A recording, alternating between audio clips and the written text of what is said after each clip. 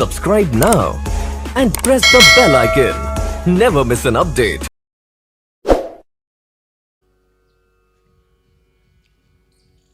जी गिरिराज कौन है, जरा आप श्रवण करिए कि इनका प्राकट्य ब्रजमंडल में कैसे हुआ। जी गिरिराज जी ब्रज में आए कैसे। तो देखो दो वृंदावन है।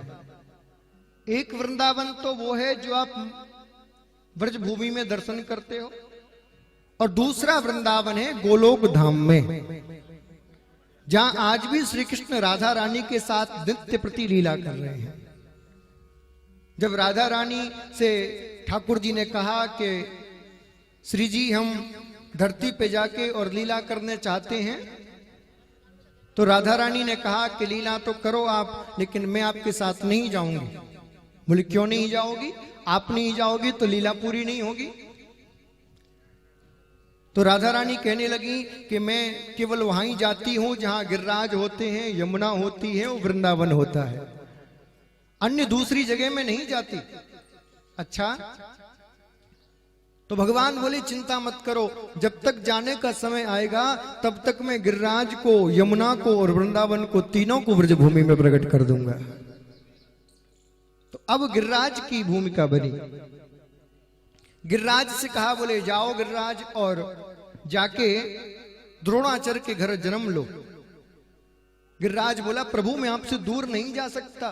तो आश्वासन दिया, बोले चिंता मत करो गिरिराज, जब मैं द्वापर में अवतार लेके आऊंगा तो तेरे ही साथ लीला करूंगा। और गिरिराज गोलोक धाम से आए हैं और द्रोणाचल पर्वत के घर में पुत्र रूप में गिरिराज जी ने जन्म लिया है। तो गिरिराज जी किसके पुत्र हैं? जरा जोर से कहो। द्रोणाचल पर्वत के किसके पुत्र हैं? हाँ, अब द्रोणाचल के घर जन्म तो ले लिया। एक दिन की बात, पुलस्त ऋषि काशी में तपस्या कर रहे थे। तपस्या करते करते एक दिन मन में आया कि क्यों ना एक पहाड़ यहाँ काशी में होता, पर्वत काशी में होता, तो मैं उसकी कंदराओं में तपस्या करता तो और भी आनंद आता। तो चल पड़े जंगल की ओर, और चलते चलते चलते चलते सीधे पहुंच गए द्रोणाचल पर्वत पे। जब द्रोणाचल पर्वत पे पहुंचे तो क्या देखते हैं कि पास में एक दिव्य बड़ा सुंदर पहाड़ है, दिव्य पर्वत है। पूछा तुम कौन हो? तो कहा मेरा नाम गिरिराज है, मैं द्रोणाचल का पुत्र हूं। आज पुलस्त ऋषि सीधा द्रोणाचल के पास पहुंचे और कहा, बोले हे पर्वतराज, आज हम आपसे कुछ मांगना चाहते हैं। द्रोणाचल ने हाथ जोड़ लिए और कहा, संत भगवान आप आज्ञा करिए, मैं आपकी क्या सेवा कर सकता हूं। तो पुलस्त ऋषि बोले द्रोणाचल हमें और कुछ नहीं चाहिए, बस जो आपका पुत्र है गिरिराज, आप उसे हमें समर्पित कर दीजिए। इतना सुनकर द्रोणाचल की आंखें भर आईं और कहने लगे, महाराज मेरा पुत्र हृदय का टुकड़ा है, मेरे प्राणों का धन है, मैं अपने पुत्र को आपको कैसे दे दूं। जब देने से मना किया तो क्रोध आ गया और कहा नहीं दोगे तो मैं श्राप दे दूंगा। जब श्राप की बात कही तो डर गए द्रोणाचल और कहा ठीक है महाराज, मैं अपने पुत्र को आपको समर्पित करता हूं, ले जाइए। आज गिरिराज के पास गए और गिरिराज से कहा कि तुम्हारे पिताजी ने मुझे तुम्हें दान कर दिया है, चलो मेरे साथ। गिरिराज जी बोले महाराज क्या मैं छोटा मोटा बच्चा हूं जो चल दूं? अरे मेरे स्वरूप को तो देखो, 8 योजन लंबा हूं, 2 योजन ऊंचा हूं और 5 योजन चौड़ा हूं। इतना विशाल शरीर है मेरा, मुझे ले कैसे जाओगे यहां से? कोई व्यवस्था है ले जाने की? पुलस्त ऋषि बोले बेटा चिंता मत कर, तू अभी संतों के तप से परिचित नहीं है, मैं तुझे अपने हाथ पर धारण करके ले जाऊंगा। और महाराज जैसे ही ले जाने के लिए हुए, गिरिराज ने कहा मैं आपके साथ चलूंगा, लेकिन मेरी एक शर्त है। क्या शर्त है? बोले आप मुझे ले चलिए, मैं आपके साथ चलूंगा, लेकिन बीच रास्ते में कहीं भी आपने एक बार मुझे स्थापित कर दिया तो फिर मैं वहां से आगे नहीं बढ़ूंगा।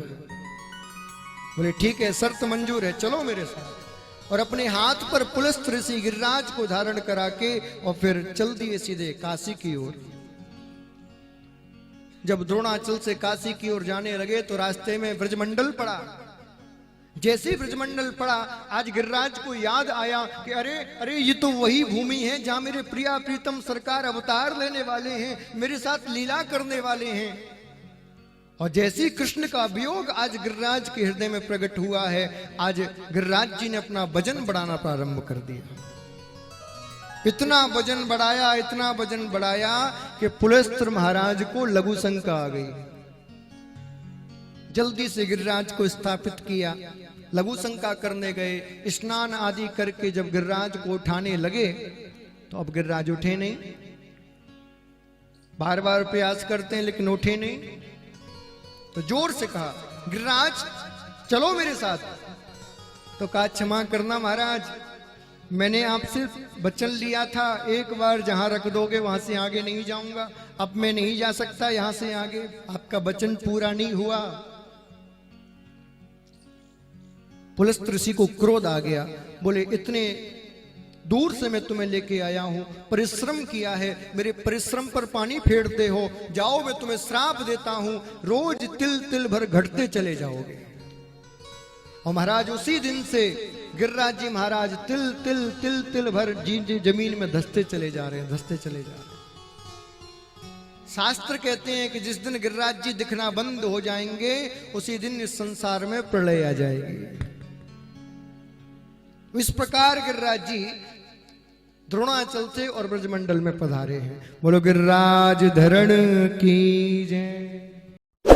Subscribe now and press the bell icon. Never miss an update.